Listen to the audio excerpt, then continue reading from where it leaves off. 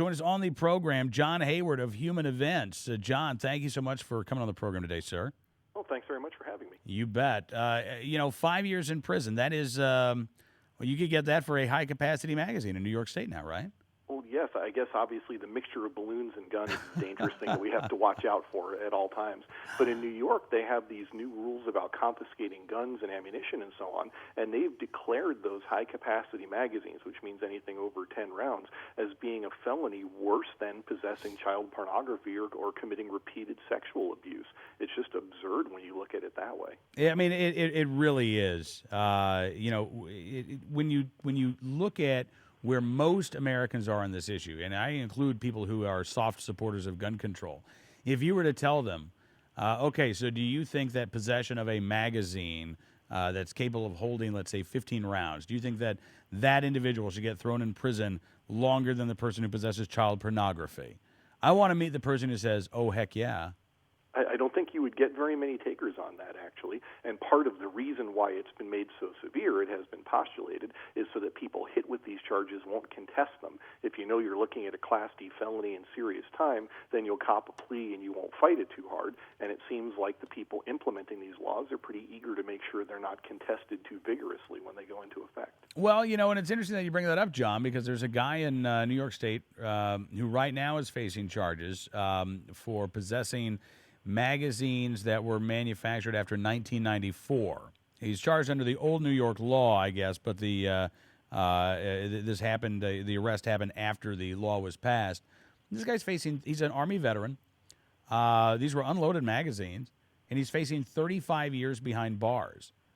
Prosecutors offered him a deal, plea bargain the felonies down to misdemeanors, and he said no. He's going to trial with this. But again, the possession of these metal boxes with springs in them could send this veteran away for 35 years. And yet, if you're David Gregory of NBC News, you can wave one of those magazines around on national television from the heart of Washington, and all the rules are waived for you. You're a big, important member of the media. You're a gun control guy, so it would be silly to prosecute you. That's what they said when they let David Gregory off the hook. They thought about charging him for doing that, and they said, it'd be kind of silly to prosecute him. His heart's obviously in the right place. I think you're getting increasingly close to what people refer to as tyranny when you look at the whimsical nature in which these laws are enforced. One person gets taken to the mat, the other guy gets a pass, and it depends on his connections and political status. That's the opposite of what I think most people envision in American law. No, I think you're right, John. I mean, I've been talking a lot about our betters in a very sarcastic manner, but look, that attitude is on display all over the place. I know that Glenn Reynolds has written about the sort of new aristocracy. It's real. I mean, the reason why people are pointing this out and saying, "Gosh, it really feels this way," is because it's really happening. We have these people who primarily live in New York City, Washington D.C., Los Angeles, California, who believe that because of their connections, because of their background, because of the position that they occupy in life, now somehow that gives them the authority, the ability, and the knowledge and wisdom to tell the rest of us how to live. And I think the rest of us are getting a little fed up with it. And we should be, because that's one of the ways you get crazy and unwieldy laws. One of the ways you get an insane system that none of us can live inside is because the aristocracy is insulated from it. They don't have to comply with Obamacare. They'll never have to sit in front of a death panel. They don't have to obey the gun laws. They have armed bodyguards. All of these gun control zealots, everybody you see take the stage when Dianne Feinstein holds a dog and pony show about assault weapons, every one of those people has professional armed protection. I mean, they don't have to live in the world they're making for the rest of us, and that's always a bad idea. That always gets you a crazy world that the rest of us can't live in. Yeah. Okay. And so to that end, I mean, one of the ways that they're trying to get there is through organizing for action. I know that you wrote about the AstroTurf appearance from Organizing for Action at the moment. I mean, we've seen two efforts now. There was a Friday a few weeks ago where Organizing for Action told all of their members, call Congress, let them know you want gun control. And the net result, we were told, was that it was actually a lighter than usual Friday in terms of call volume on Capitol Hill.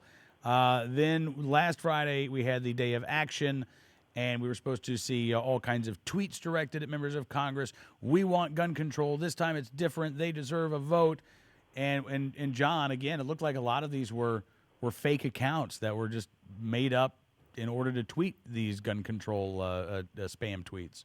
This is a particular fascination of mine because I work online and I've always been interested in social media and the internet phenomenon. And you have this effort to manufacture consensus, not only among politicians, but you see it in the private sector too. People make up fake book reviews. They actually sell their services to give good reviews of your product on websites so the casual shoppers will think it's better or more popular than it is. And here you've got the political equivalent of that. You make up some fake Twitter accounts. You send a few tweets to Steve Stockman, representative out in Texas. He finds out that better than half of the tweets he's receiving are from phony accounts and they're connected to an Obama digital supervisor. You know, this kind of thing is easy to do. It's not hard to make a phony Twitter account or a phony email or Facebook account, to write a program, a bot that will shoot off a bunch of messages or spam, and it doesn't take that much. I mean, these efforts are pretty sad. This thing that hit Stockman was like 16 tweets, half of them fake, but it isn't that hard to get the media interested if they're sympathetic to you. You can shoot off a press release that said these guys were bombarded with dozens of tweets, and maybe dozens means 28, you know, but right. as long as you can get away with saying dozens, then the next thing you know, boom, you've got a story about a grassroots effort getting riled up, and that's what intimidates the people in office. Yeah, and you know it's fascinating, John.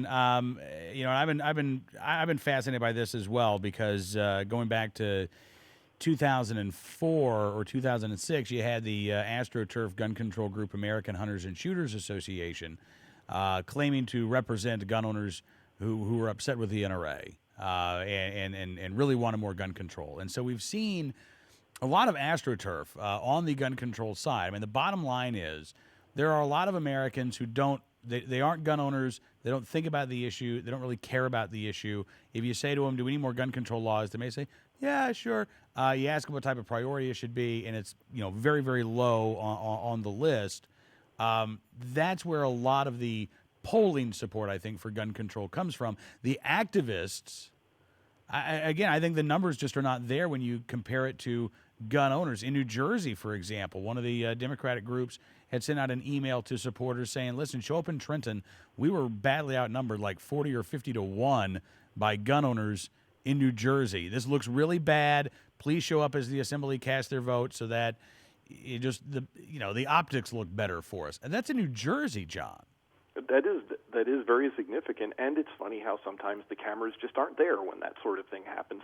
Just like every year the March for Life rolls into D.C. and it's Titanic, and every reporter points their cameras at a passing cloud. Oh, wow, something's happening in D.C. today, right. but we won't take any pictures of it. The local media reports a rally underway. Watch for traffic delays. Yeah, there was a demonstration. It was kind of big, but they won't talk about the size of it. You get that with the gun issue as well. When people demonstrate in favor, it gets ignored. If they demonstrate against, it doesn't take very many people before the cameras are being artfully set up to imply it's a bigger demonstration than it actually was.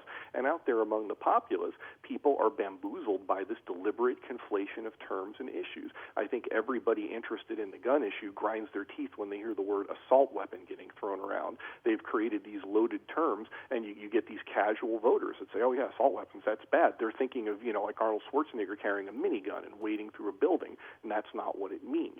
That's not what's being discussed here. So confusing the issues and making it vague is one of the ways people are tricked into sort of soft support that dissolves when you ask them about the specific issues. So I'm curious, John, where do you see the debate right now? Obviously the president still very much engaged on this issue. Senator Feinstein's going to have hearings tomorrow. The media is still engaged in the full court press. But where do you see the public right now? I think the public has a general sense that they're very obviously and understandably upset about mass shootings and violence and so forth. So they want something to be done, and that makes them vulnerable to these efforts to stampede them. But when the specifics come out, then it turns into more of a question of representation. You have individual senators and congressmen, Republicans and Democrats, who go back to their constituents, and people who actually know what they're talking about or are concerned about their Second Amendment rights make themselves heard. And the political energy for this tends to dissipate. Gun control always gets passed in a panicky stampede, and it seems to me like maybe the window has passed for that, and I don't think anything really huge is going to come of it. The opposition is firming up. I think people also are interested in the other causes. They are receptive to the logical argument that guns don't kill people, people do. So they're looking at the other reasons these things happen. Why are areas of vulnerability created? Why are all these mass shootings always in gun-free zones? There's an obvious answer to that, and I think the American people as a group are willing to think about those things before they get stampeded into making a decision they'll regret. I hope so. Do you see that translating at the state level? I think there are going to be some New York legislators, obviously not all of them, but I think there are going to be some New York legislators who have a very tough time explaining to the voters what they did with the SAFE Act. I think there are some House members in Colorado who are going to have a tough time explaining to voters what they did with the gun control bills, and we'll see what happens over on the Senate side. But there has been, I think you're right. There has been a rush to pass as much as you can, and in fact, the gun control advocates, their excuse as well as time passes, people's attention turns to other matters. Not that people actually start to think about this, but that they get distracted. And so there is this desire to cram through and ram through as much as you can right away. Do you think that window is closing at the state level as well? I think so. I think gun control is a good example of an issue that breaks down very differently state and local than it does national. The national political consensus is and has been for years that they should have gun control laws left and right and ban everything in creation, and they don't understand why you don't just make the United States crime-free with the stroke of a pen and banish all the guns. And then you get down to the state and local level, and even in some states that are more bluish than reddish, you still get people that look at these things more carefully and differently, and different responses obtain. Plus, which I think a lot of these gun control measures are sheer overreach, and that's what undoes them. They might start with something that people would support, but then they throw all the other stuff in there, and you start finding out what else they're trying to do, and that atrophies public support because they look back at the crisis that provoked the gun control push, in this case the Newtown massacre, and they ask, what does any of this have to do with that? How could any of this have prevented or affected that in any way? And it turns them off when they think that they're being manipulated. Absolutely. John, thank you again, sir, for coming on the program. Great talking to you today, and hope we can do it again soon. Thanks very much for having me.